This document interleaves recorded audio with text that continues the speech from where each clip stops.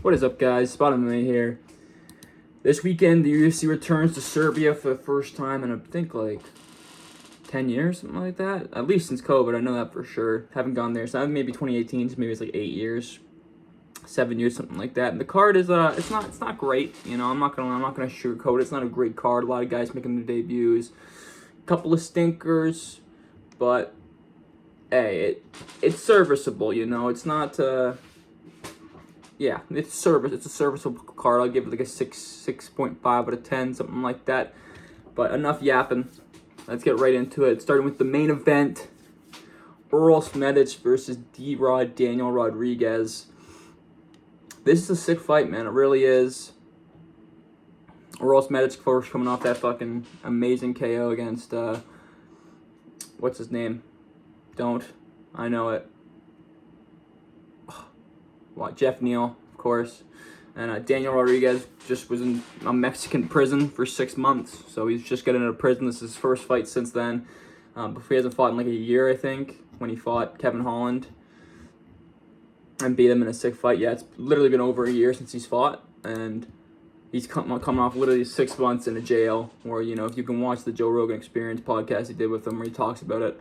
He came out of jail fucking not that long ago, like a couple months ago. And he's already fighting again in Serbia, in Earl Smedic's hometown. Earl Smedic is a guy who hits really hard. He hits really freaking hard. There is a way for Daniel Rodriguez to win this fight, though. Like, if this was Daniel Rodriguez coming right off of the Kevin Holland fight, I might pick him, you know, because he can be chinned. He's been chinned a lot, and it's not a lot, but he's been chinned once, but chinned bad in like 30 seconds by Poriani Soriano, who is not the best. He just has some pop. So D-Rod could kind of weather the storm a little bit and win a crafty decision or a crafty late rounds TKO, because that's kind of how Daniel Rodriguez does it. You know, when he came into the UFC really early on, that was how he was winning fights. You know, he would just outlast guys and then TKO them. So, you know, so there is a way for him to win, but he's fucking old now, man. He's 40 years old, 39, 7 months years old. He's coming off of a fucking prison sentence where he was in prison, a Mexican prison, getting like no food, not able to work. He lost all his muscle. That wasn't that long ago. You know, it's like, and Earl's is a guy who's a quick starter. He goes out there and he tries to take your freaking head off in the first round. I think that's what's going to happen, man. I got Earl Smedic, round 1 KO. Rodriguez throws those looping hooks out where he like kind of lands with like his right there, like kind of like a Khalil Roundtree hook, but more slow and more sloppy. Just spit everywhere. And I think Earl's gonna be able to counter with something right down the middle, a slick 1-2 that's gonna put Daniel Rodriguez out cold in round 1. You know, I wish that I could pick Daniel Rodriguez. You know, he's a pretty big underdog, but I think that's kind of for a reason because of the whole Mexico situation. It's just a hard one. It's a really tough fight to come back from. Yeah, so I got Earl Smedic by KO in round 1. Maybe if this was a different time, you know, maybe if you didn't have to deal with all that stuff, that personal stuff, but it's just a lot to have hanging on you for a fight. In his first main event, it's 5 rounds. So even if he wins this one, he's going to have to push a pace. How's his cardio going to look? I don't know. There's a lot of unanswered questions with Daniel Rodriguez. Not as many against Earl Smedic. Also, I don't think Daniel Rodriguez has that much power. He has some thud, but he doesn't have like crazy power. Because Poriani Soriano, he's not good, but he does have a shit ton of power. And if he clips you clean, you're going to go out. So, like, he has more power than Daniel Rodriguez, probably by a good amount. Daniel Rodriguez is a better fighter, better technique, places the shots better for sure, but I don't know, Earl's quick. He's riding a big knockout streak. It's a tough one. It's a really, really tough one for Daniel Rodriguez. So I think that Earl Smedic is going to continue this first round KO streak, take it to 4 in front of his home country, get the big win. And he's 33, so we gotta get moving with him. On to the co-main event. Jan Blachowicz taking on Navajo Sterling. Navajo's taking this one on short notice. He's stepping in for Bogdan Guskov, who, of course, fought last weekend in the disgrace of a main event that was. And Navajo's a minus 300 favorite. I don't think he should be the minus 300 favorite. I don't think he should be a favorite at all. I don't think he's going to win. I got Jan Blachowicz here. And I know that, Navajo's big hyped up, but I haven't seen it from him, man. He's starting to get some finishes going, which is really good for him. But Ion Cutelaba, it's very much different comp than Jan Blachowicz. Jan Blachowicz has only fought in the best of the best. Maybe he'll get clipped, maybe he'll get put out. But a year ago, he went to a decision that a lot of people thought he won against the current champion, Carlos Ulberg. So I just don't think Navajo has the tools to mix it up against him really well. Jan Blachowicz is an excellent counter to a kickboxer. We saw that against Adesanya. He shuts down leg kicks very good. And Navajo does train at CKB, so that's a good camp who have dealt with Jan Blachowicz before, so maybe they'll use their lessons from the Adesanya fight in this one, but I just don't see it, man. I don't see Navajo's path. They fought him twice, actually, because fucking Olberg trains there, too. But still, I just don't think that Navajo has enough in his bag of tricks to deal with a crafty vet like Jan Blachowicz, who, even though he's 44, 43, turning 44, so he's very old, but he hasn't shown me anything that makes me concerned. He did almost lose to Bogdan Guskov, which isn't, in hindsight, a good look. And he hasn't won a fight since May 2022 against Alexander Rakic. And even in that one, it was a leg injury. So before that, his last win was against Israel Adesanya in 2021. So we're on over 5 years without a Jan Blachowicz win. But I think I think he's going to get it done, man. I think this is a good matchup for him. A pure kickboxer. If anyone's going to mix in grappling, it's going to be Jan Blachowicz. It's just only 3 rounds. So he doesn't have to worry about his gas tank. I don't know. I've just never been too impressed with Navajo Sterling, Taking Rodolfo Bellato to a decision a year ago. I know he finished Bruno Lopez and Ion Cutelaba, but those guys aren't good. Those guys aren't good at all. And now you're going in there against one of the greatest fighters to ever fight in this division. And that's a tough order. It's a very, very tough order for a 28-year-old who this is his first ranked opponent, and it's a former champion, a guy who's fought everyone in the division, a guy who's seen everything. And Navajo's just kind of a basic kickboxer. That's a guy that's the type of fight Jan Blachowicz wins every time, man, or at least makes it very difficult. And if you put enough adversity against Navajo, I think he's going to crumble to it. I really do. So I'm going to go with Jan Blachowicz by a 29-28 split decision here as a big underdog. I like it. I like the odds. I like the chances. I like the matchup for him. Navajo's good, but a little too much. A little too much too soon for him, I think, here. He will gain stock from it, though. Some people think he won the fight. And his stock will raise in a loss, I think. On to the feature fight. Marcin Tybura versus Alexander Rakic. This is Rakic's first fight at heavyweight. He's had a long career at light heavyweight. Hasn't really been able to put together any wins as of lately since kind of the leg injury. We've kind of seen the different version of him. But I think he's going to win this one. I think he's going to win this one against Marcin Tybura. Because, man, Rakic is big, man. He's going to have a size advantage against Tybura. Maybe not in weight, but he'll have it in frame, He's 6'4", he's 78 inches of reach, so he's going to have a height advantage. They have the same reach, but Tybura just doesn't have it anymore, man. He just doesn't have it anymore. He got destroyed by Ante Jalija, lost to Tyrell Fortune in a stinker of a fight, beat Mick Parkin, but he probably should have lost it. The Donato Diniz fight was really good, but I don't think that Rakic is going to be susceptible to that type of fight. I don't think Rakic is going to allow Tybura to ragdoll him to the ground and land prey him and land those elbows and just cut him up. He could, maybe, he could very well just go out there and the size is too much for Rakic. He gets a hold of him and he's just too big to get off of him. but I don't see it. I have Rakic winning this one by a TKO in round 1. I think he's going to land a head kick. I think the speed of Rakic is going to give Tybura a lot of trouble. The last time he fought a guy this fast was probably, it was against Tom Aspinall. Like, that was the last time he fought a really fast heavyweight. And we all know what happened there. He got slimed out instantly. Not saying anything bad about that because, Tom Aspinall is an all-time great, the current champion. But I don't like this matchup for him. I think Rakic is going to be able to win the kicking battle.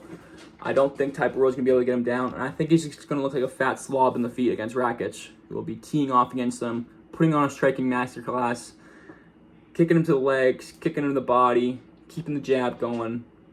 And then eventually he'll land a head kick that wobbles him. And he'll just get the TKO in round 1 from a head kick. And now this is where the card gets really stinky, Like, those are three amazing fights for a fight night, But the rest of the card is kind of dookie. So I'm going to go a little bit faster with these ones, even though it's, those two were pretty quick too. But Dusko Todorovic versus Robert Valentin, Robzilla. I'm going to go with Robzilla here, man. Dusko Todorovic is kind of just a victim out there.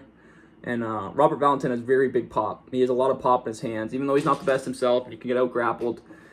I don't think Dusko Todorovic has the grappling capability or the power to make Valentin worry. And I think Valentin's going to go in there, clean him up, get a TKO in rounds 1 or 2. I'm leaning round 1, though.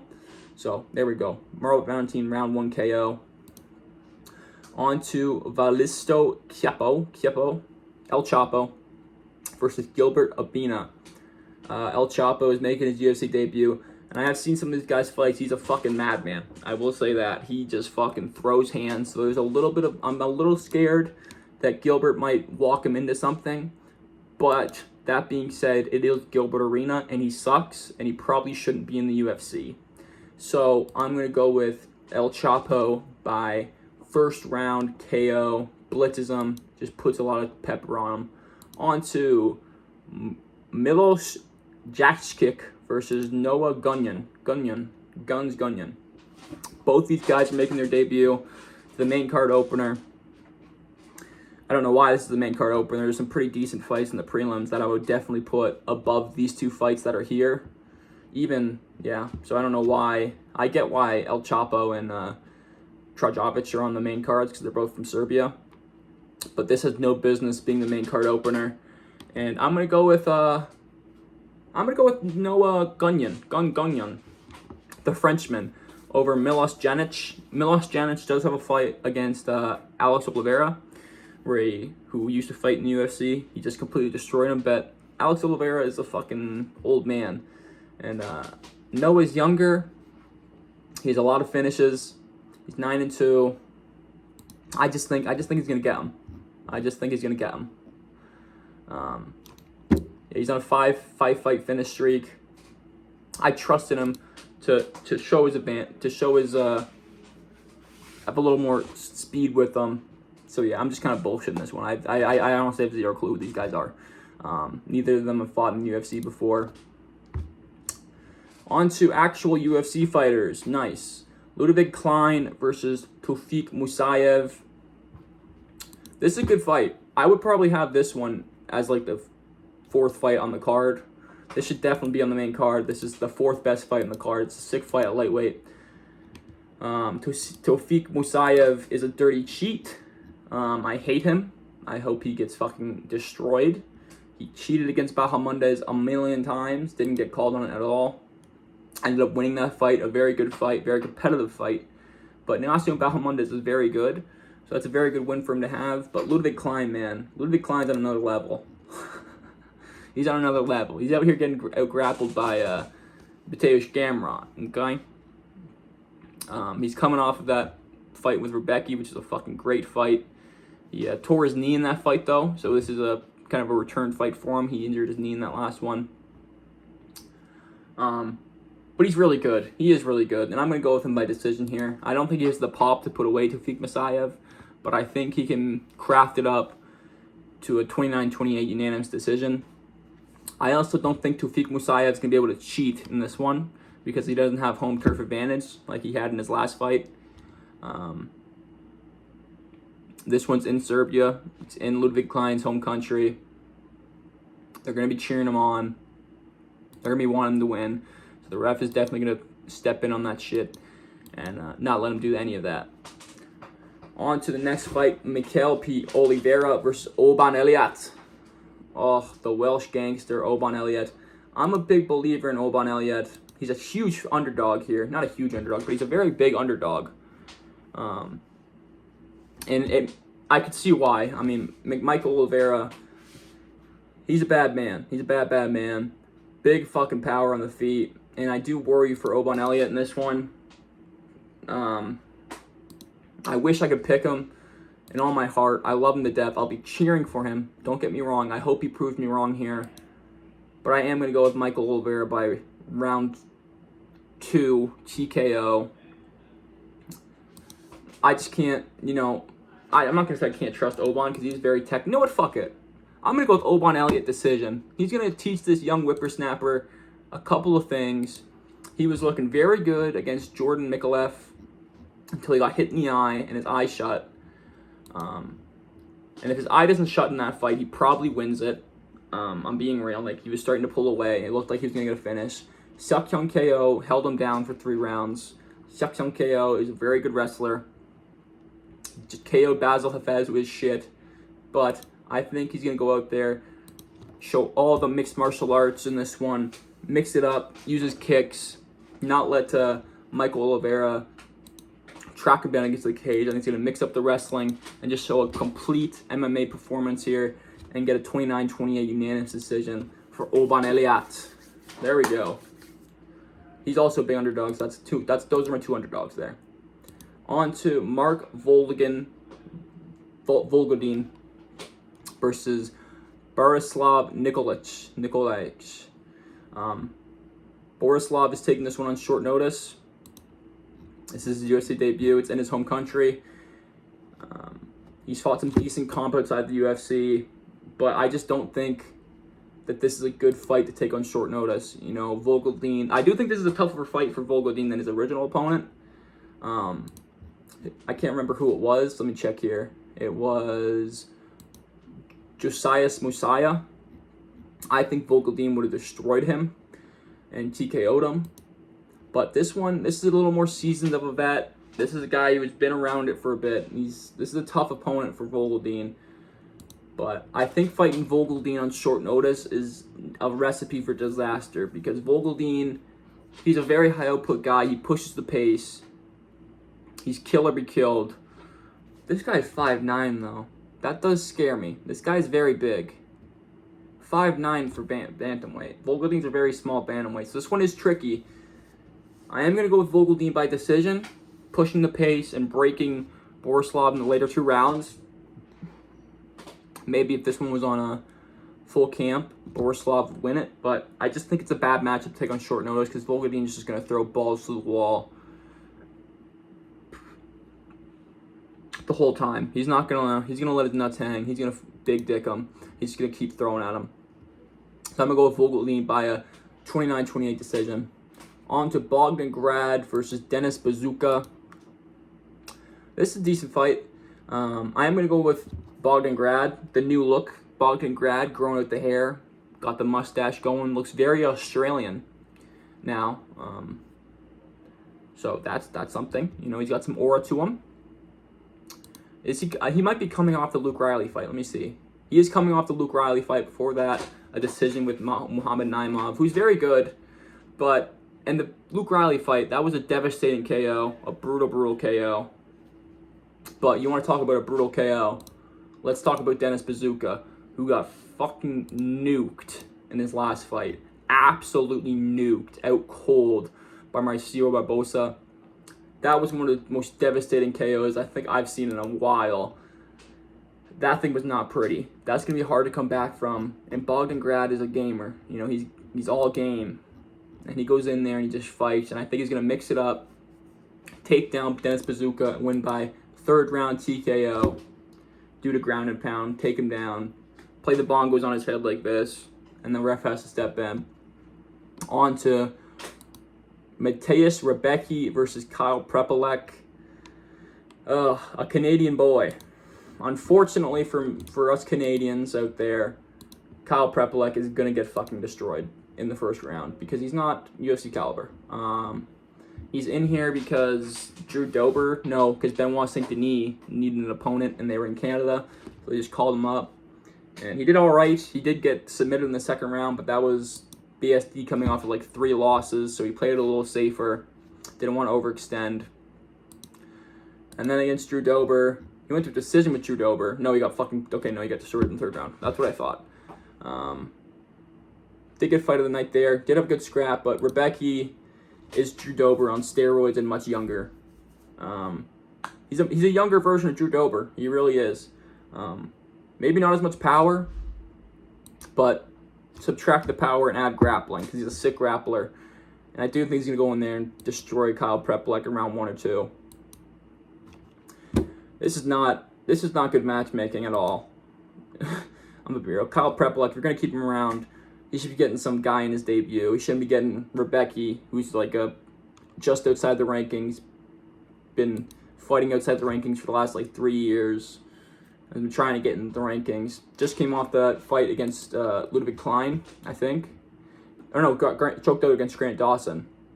But listen to this. His losses are Grant Dawson, Ludwig Klein, Chris Duncan. He beat Martelek Olablai and Diego Ferreira. That's his last 5 fights. Those are all killers. So I actually like this fight.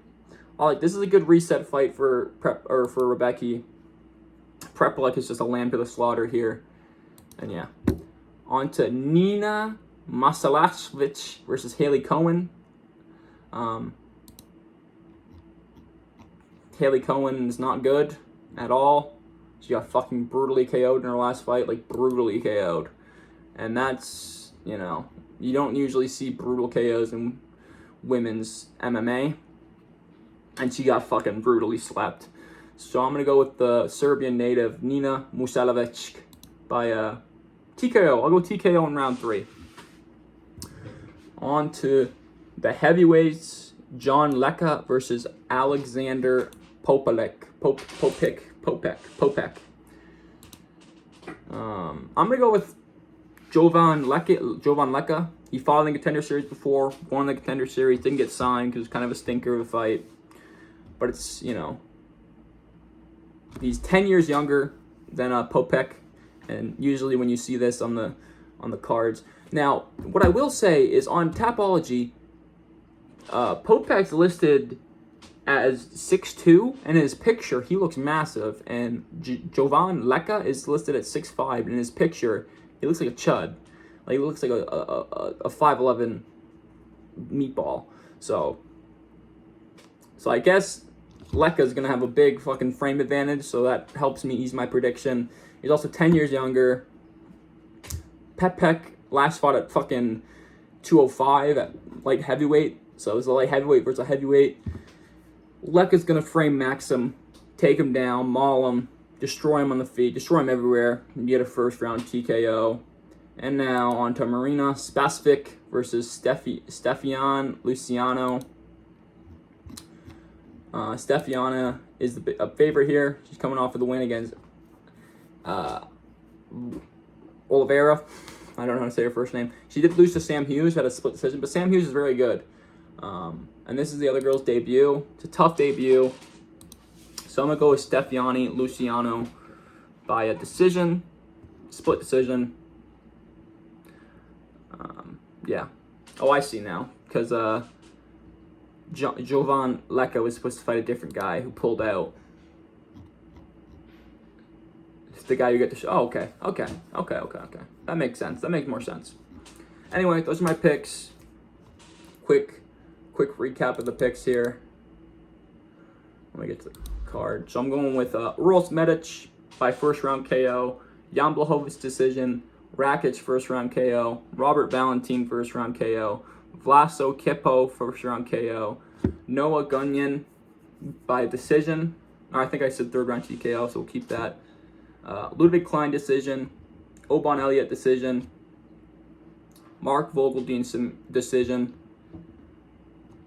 Bogdan Grad. I'm going to change it because I've predicted all KO, so I'll go submission for Bogdan Grad, KO for Mateusz Rebecki, KO for Nina, KO for Laka. Decision for Stefian Luciano. Thank you for sticking around. If you made it this far, boys, please like and subscribe. It's an alright card. It's pretty mid, but it's not as bad as UFC, whatever the fuck the Max Ship card, because that thing stinks. Alright, peace out, boys. Stay safe.